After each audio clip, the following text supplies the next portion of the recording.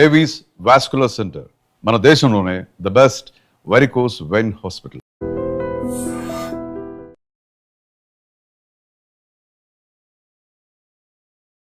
Welcome to iDream media. So జనరల్గా BP levels ఇప్పుడు మారిపోయాయి. 140/90 ఉన్న నార్మలే అంటున్నారు. సో బీపీని అసలు మనం ఎలా చెక్ చేసుకోవాలి, ఎంత లెవెల్స్ ఉంటే అది నార్మల్, సో ఏ ఆహారాలు తీసుకోవడం వల్ల, ఎలాంటి హ్యాబిట్స్ వల్ల బీపీ అనేది వస్తుంది, ఎలాంటి జాగ్రత్తలు తీసుకోవాలి, దీన్ని తగ్గించుకోవాలంటే బీపీని పూర్తి స్థాయిలో తగ్గించుకోవచ్చా, వివరాలు తెలుసుకుందాం. మనతో పాటు ప్రముఖ internal medicine specialist doctor Hiran S Reddy గారు ఉన్నారు. డాక్టర్ గారు నమస్తే. నమస్తే డాక్టర్ గారు, ఇప్పుడు బీపీ లెవెల్స్ మారిపోయాయి. ఒకప్పుడు 120/80, ఇప్పుడు 140/90 ఉన్న నార్మలే అంటున్నారు. అది ఎట్లా చెప్తారండి? దానికి గైడ్ లైన్ ఉంటుంది మేడం. అంటే బీపీ దీనికి మనకు ఇండియన్ హైపర్టెన్సివ్ అసోసియేషన్ అని ఉంటుంది. దాని గైడ్ లైన్ ఫాలో అవుతాం బీపీకి. ఇన్ని రోజులు ఏంటి అంటే 140/90కి మనం ట్యాబ్లెట్ పెట్టేసేవాళ్ళము. పాత క్లాసిఫికేషన్ స్టేజ్ 1 హైపర్ టెన్షన్ ఇట్లా ఉంటుండే.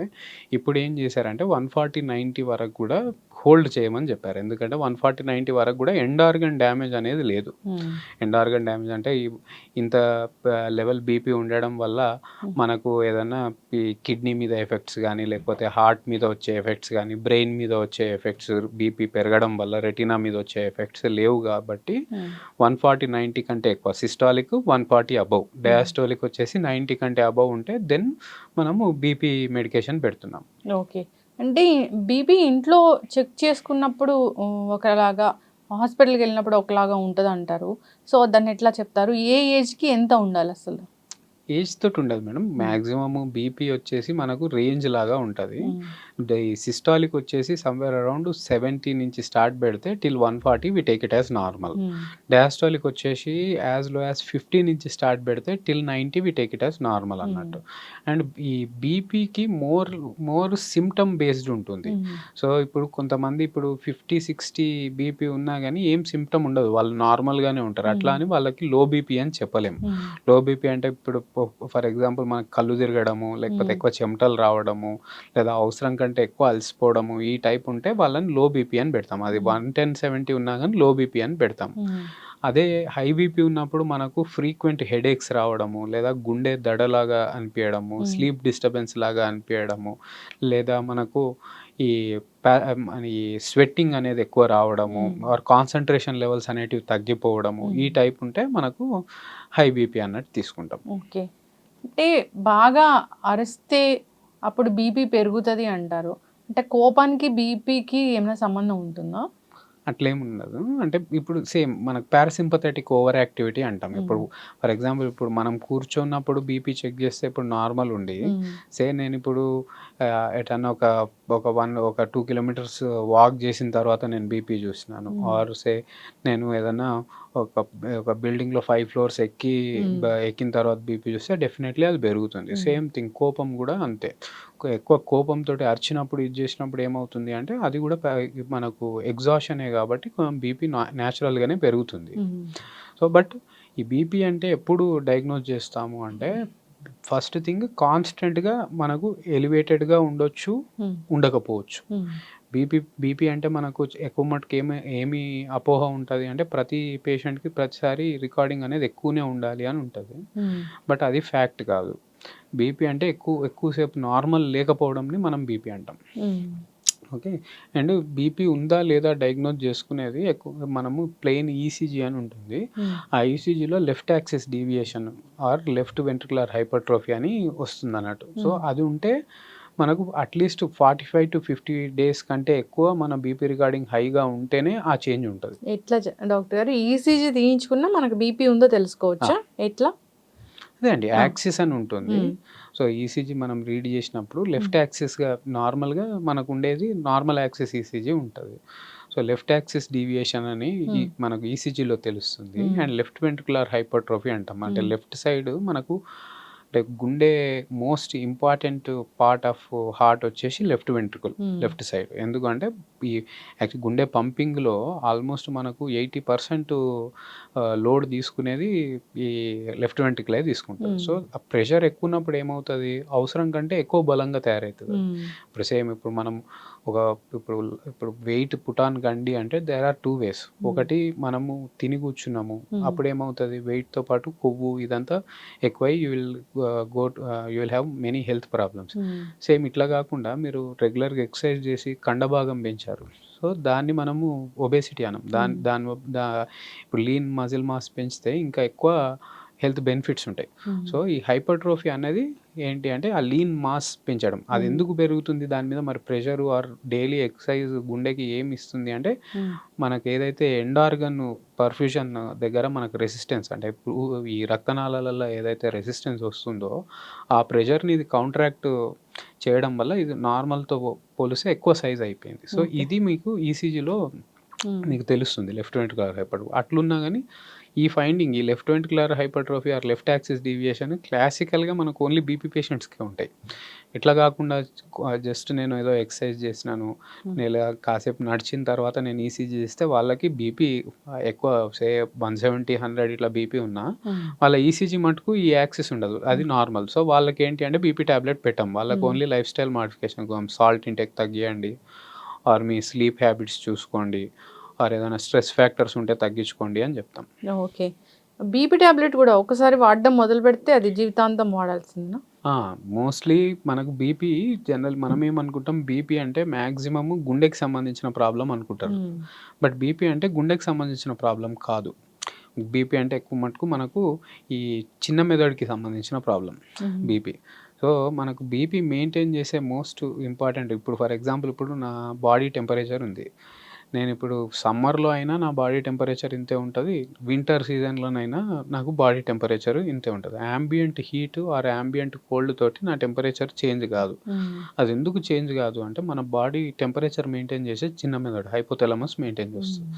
అందులో కొంచెం ఎక్కువ టెంపరేచర్కి మనం రీచ్ అవుతున్నాము అంటే ఆటోమేటిక్గా మనకు స్వెట్ వచ్చేయడము, లేదా తక్కువ టెంపరేచర్ మనం మెయింటైన్ చేసుకుంటా ఉంటే మనకు ప్రొటెక్టివ్ మెకానిజమ్స్ అనేటివి యాక్టివ్, అంటే మన యూరిన్ పోయేది ఎక్కువ అవ్వడము ఈ టైప్ అవుతూ ఉంటుంది.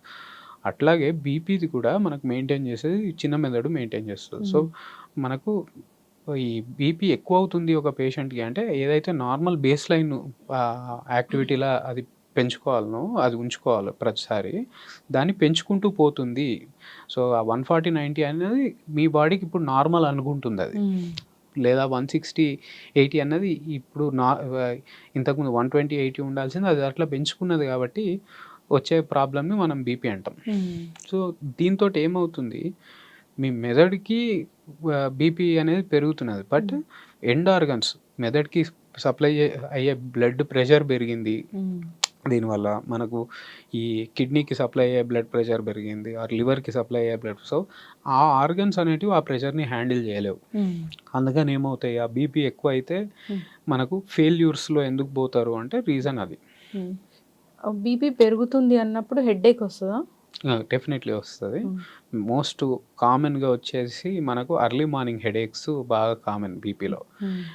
ఇప్పుడు టెన్షన్ హెడేకో లేకపోతే ఎగ్జాషన్ హెడేక్ వచ్చేసి మనం డే అంతా వర్క్ చేసిన తర్వాత ఆర్ స్క్రీన్ టైం హెడేక్, మనం స్క్రీన్ చూడడం స్టార్ట్ చేసిన తర్వాత కాసేపటికి మనకు స్టార్ట్ అవుతుంది. బట్ బీపీ పేషెంట్కి వచ్చే హెడేక్స్ వచ్చేసి ఎట్లా ఉంటాయంటే అర్లీ మార్నింగ్ హెడేక్, వాడు లేవడమే హెడేక్ తోటి లేస్తాడు. సో ఆ బీపీ హెడేక్కి ఫస్ట్ మనం తేడా చూసుకోవాల్సింది కూడా సైనసైటిస్ తోటి చూసుకోవాలి. సైనసైటిస్లో కూడా సేమ్ ఇది ఎర్లీ మార్నింగ్ హెడేక్ ఉంటుంది. సో కోల్డ్ ఇట్లా ఏం లేదు, హిస్టరీ ఆఫ్ ఎలర్జీస్ ఇవి ఏం లేవు అంటే మళ్ళీ బీపీ మానిటరింగ్ చేసుకోవాలి. బీపీ మానిటరింగ్ చేసుకోవడం కూడా మనకి ఇవాళ రేపు చాలా ఈజీ. వెనకటి కంటే కంపల్సరీ ఈ మెర్క్యూరీ డివైజెస్ ఉన్నప్పుడు మనం వెళ్ళి బీపీ చెక్ చేయడం తెలిసిన వాళ్ళ దగ్గరికి వెళ్తేనే మనకు తెలిసేది. బట్ ఇప్పుడు మనకు అన్ని ఆస్లోమెట్రిక్ డివైజెస్ అంటాం. ఆస్లోమెట్రిక్ డివైస్ అంటే మనకు బ్యాటరీ ఆపరేటెడ్ డివైసెస్. సో వాటితో కూడా మనకు బీపీ మానిటర్ చేసుకోవచ్చు. బట్ ఇంపార్టెంట్ ఏంటంటే ఆ ఆస్లోమెట్రిక్ డివైస్ వాడినప్పుడు అది మేజర్గా పనిచేసి ఇన్ఫ్రారెడ్ మెకానిజం తోటి పనిచేస్తుంది. సో దాని కఫ్ చూస్తే మనం చేతికి టై చేసే కఫ్ చూస్తే అందులో ఒక యారో మార్క్ ఉంటుంది, ప్రతి కఫ్కి ఒక యారో మార్క్ ఉంటుంది. యారో మార్క్ కరెక్ట్గా మనకు ఈ సెంటర్లో ఉంటేనే దాంట్లో రికార్డింగ్ కరెక్ట్ వస్తుంది. అట్లా కాకుండా యారో మార్క్ ఇక్కడనో ఉంటే ఆ రికార్డింగ్ అనేది కరెక్ట్ రాదు. సో అందుకనే చాలా మటుకు నేను ఇంట్లో చూసుకుంటే మనకు బీపీ రికార్డింగ్ ఒకలాగా వచ్చింది, మీ దగ్గరకు వచ్చిన తర్వాత నాకు వేరే లాగా వచ్చింది అంటే ఇంట్లో చూసుకున్నప్పుడు మనం కరెక్ట్గా చూసుకోలేదు కాబట్టి వచ్చి ఉంటుంది. లెఫ్ట్ హ్యాండ్ కన్నా రైట్ హ్యాండ్‌కే ఎక్యురేట్ మంచిగుంటది అంటే కరెక్ట్ వస్తది అంటున్నారు. దీన్ని పల్స్ ప్రెషర్ డిఫరెన్స్ అంటాం మేడం. హ్మ్. ప్రతి పర్సన్‌కి 2 హ్యాండ్స్‌కి డిఫరెన్స్ ఉండాలి. హ్మ్. ఆ డిఫరెన్స్ ఎంత ఉండాలి అంటే న్యూమరేటర్‌లో ఫర్ ఎగ్జాంపుల్ నాకు ఈ లెఫ్ట్ హ్యాండ్‌కి 120, 90, 120, 80 ఉండి రైట్ హ్యాండ్‌కి 140, 85 ఉంది. అప్పుడే అది నార్మల్. హ్మ్. సో, న్యూమరేటర్ వచ్చి 20 కంటే ఎక్కువ డిఫరెన్స్ ఉండొద్దు.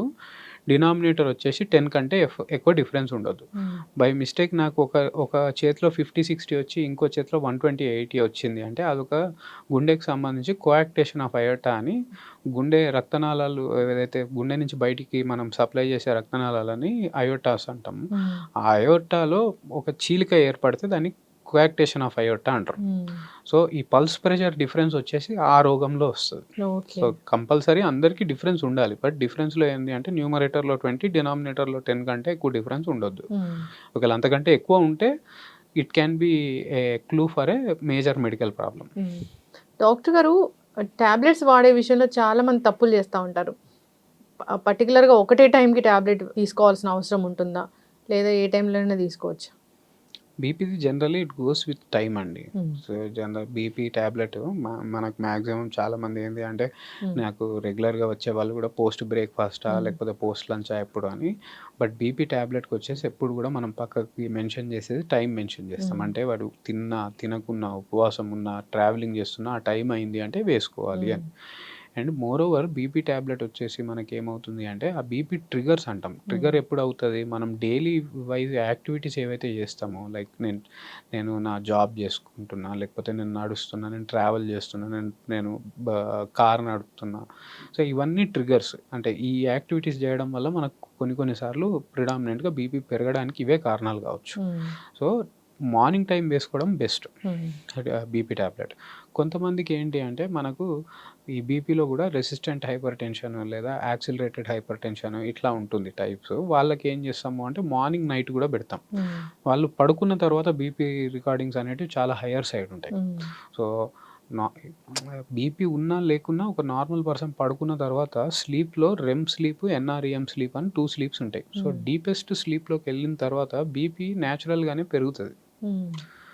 అవునా? మనకు బాడీ మార్నింగ్ టైమ్ రెస్ట్‌లో ఉంటే కూడా బీపీ పెరుగుతదా? బాడీ రెస్ట్‌లో ఉంటే యాక్చువల్లీ బీపీ పెరుగుతది. హ్మ్. ఎందుకంటే అప్పుడు మన పారాసింపథెటిక్ నర్వస్ సిస్టమ్ టోటల్ నార్మల్‌కెళ్ళిపోయి హ్మ్. అప్పుడు ఏమవుతుందంటే మనకు ఎర్లీ మార్నింగ్ ఇప్పుడు మీకు రెగ్యులర్‌గా చూసుకున్నా మీకు హార్ట్ అటాక్స్ లేకపోతే ఈ అవును. పారాలిసిస్, స్ట్రోక్స్ మీకు మార్నింగ్ టైమే మార్నింగ్. ఎందుకు కామన్ హ్మ్. అంటే రీజన్ కూడా ఇదే. హ్మ్. ఎందుకంటే మార్నింగ్ టైమ్స్ ఇప్పుడు మనకు 3:00 నుంచి మార్నింగ్ 6:00 మధ్యలో బీపీ రికార్డింగ్స్ అనేటివి న్యాచురల్‌గానే పెరుగుతాయి. Hmm. So, BP tablet early morning లెవ్వంగానే వేసుకోవడం దాంతోటి ఏమవుతుంది అంటే ఈ కైండ్ ఆఫ్ రిస్క్స్ తగ్గిపోతాయి కాబట్టి ఒక టైం అనేది చెప్తాం. హ్మ్. యెస్. సో, ఖచ్చితంగా టైంకి టాబ్లెట్ తీసుకోవాలి. డాక్టర్ చెప్పినట్లు ఫాలోఅప్‌కి రావాలి. బీపీ టాబ్లెట్ విషయంలో కూడా అంతే. అంటే బీపీ పేషెంట్స్ కూడా చాలామంది అదే టాబ్లెట్ జీవితాంతం వాడుతూ ఉంటారు. అవును మేడం. ఇబ్బందొస్తదిగా డాక్టర్ గారు? అవునండి. హ్మ్. బీపీది రెగ్యులర్ విజిట్స్ పెట్టుకోవడమే better madam. BP patient and అదే హోమ్ మానిటరింగ్ అంటాము. హ్మ్. ఇప్పుడు best place to check BP is at home.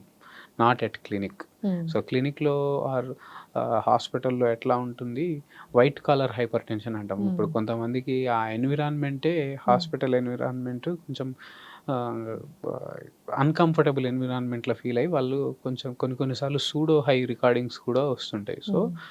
Home monitoring will be best. So, హ్మ్. వాళ్ళు మనము దానికి కంపల్సరీ డాక్టర్ దగ్గరికే వెళ్ళకుండా వాళ్ళు రెగ్యులర్‌గా వీక్లీ ట్వైసో లేకపోతే వీక్లీ థ్రైసో ర్యాండమ్ రికార్డింగ్స్ ఓ రోజు మార్నింగ్, ఓ రోజు నైట్ ఎప్పుడన్నా టైం దొరికినప్పుడు రికార్డింగ్ తీసుకొని హ్మ్. అందులో ఒకవేళ మనకు very high recordings or very low recordings అట్లా రిపీటెడ్‌గా కనిపిస్తా ఉన్నాయి. హ్మ్. ఇప్పుడు 2 టైమ్స్, 3 టైమ్స్ చేసినా నాకు అదే రికార్డింగ్ హైగా కనిపిస్తుంది అంటే దెన్ యూ షుడ్ విజిట్. ఒక 3 టైమ్స్ తీసుకుంటే అప్పుడే ఒక 5 మినిట్స్ గ్యాప్‌లో ఫస్ట్ ఎక్కువగుంటది. తర్వాత తక్కువుంటది. తర్వాత ఇంకా తక్కువుంటది. అప్పుడు ఎలా తీసుకుంటాం మన రీడింగ్‌ని? వి టేక్ మీన్ హ్మ్. అన్నట్టు తీసుకుంటాం. అందులో యావరేజెస్ తీసుకుంటాము. హ్మ్. సో, జనరల్‌గా ఎంత డిఫరెన్స్ ఉన్నా గానీ బాగా కామన్‌గా ఏముంటుంది అంటే ఒక ఒక బైలేబుల్ అనేది చేంజ్ కాదు. అంటే ఫర్ ఎగ్జాంపుల్ ఇప్పుడు మనకు న్యూమరేటర్ అనేది ఎప్పుడు కాన్స్టెంట్లీ హై వచ్చి డినామినేటర్ నార్మల్ రావచ్చు. సేమ్ థింగ్ న్యూమరేటర్ నార్మల్ వచ్చి డినామినేటర్ హై రావచ్చు. అట్లా ఉన్నా కానీ బీపీ దాన్ని ఐసోలేటెడ్ సిస్టాలిక్ హైపర్ టెన్షన్ అని అదొక డిఫరెంట్ బీపీ ఇది. దానికి ట్యాబ్లెట్ కూడా పెడతాం అన్నట్టు. ఓకే.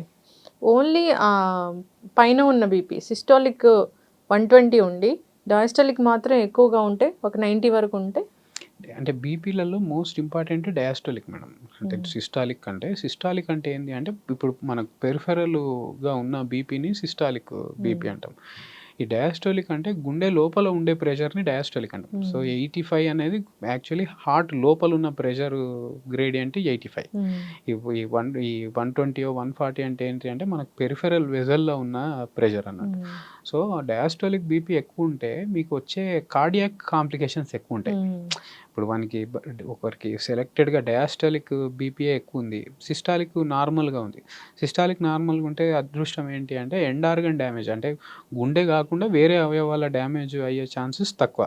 బట్ గుండె డ్యామేజ్ అయ్యే ఛాన్సెస్ ఎవరికి ఎక్కువ ఉంటాయి అంటే డయాస్టాలిక్ బీపీ ఎక్కువ ఉన్న వాళ్ళకి హార్ట్ రిలేటెడ్, అది హార్ట్ అటాక్ కావచ్చు, లేదా మనకు ఇష్కిమిక్ హార్ట్ డిజీజ్ కావచ్చు, ఆర్ డైలేటెడ్ కార్డియోమయోపతీస్ కావచ్చు, ఇవి వచ్చే ఛాన్సెస్ ఎక్కువ ఉంటాయి. సో వాళ్ళకి ఇంకా పోటెంట్గా అంటే ఫాలోఅప్స్ కానీ లేకపోతే ట్యాబ్లెట్స్ కానీ దానికి తగ్గట్టు పెడతాం అన్నట్టు. ఎస్, చక్కటి ఇన్ఫర్మేషన్ డాక్టర్ గారు.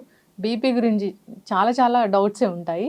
సో నెక్స్ట్ మనం కంటిన్యూ చేద్దాం ఈ సిరీస్ బీపీ గురించి. సో ట్యాబ్లెట్స్ కొత్తగా ఏమొచ్చాయి, దాన్ని ఎలా పూర్తిగా తగ్గించుకోవచ్చు, ఎట్లాంటి ఆహార నియమాలు పాటించాలి, ఇవన్నీ చేద్దాము. చాలా చక్కటి ఇన్ఫర్మేషన్ అండి, ఫాలో అవ్వాలని కోరుకున్నాం. ధన్యవాదాలు. Thanks. And don't forget to subscribe to iDream. And for more videos, Please subscribe to iDream. Please subscribe to iDream. Please subscribe iDream. And please subscribe to iDream. For more videos, subscribe to iDream. please like, share and subscribe to the channel. Congratulations, iDream. Subscribe to iDream. Subscribe to iDream. So subscribe to iDream Media. iDream కి iDream team అందరికి huge congratulations. Please subscribe iDream Media. Please subscribe to iDream. Subscribe iDream. Please subscribe to iDream. iDream అంటే నా కళల channel subscribe చేసుకున్న నోరు తిరుగుతలేదు, మీరైతే గంట గుర్తు కొట్టండి. For more such videos, please subscribe to iDream. Subscribe to iDream. Please subscribe to iDream. Please subscribe iDream Media. Please do subscribe to iDream. Please subscribe to iDream Media. For best entertainment and information, please subscribe iDream.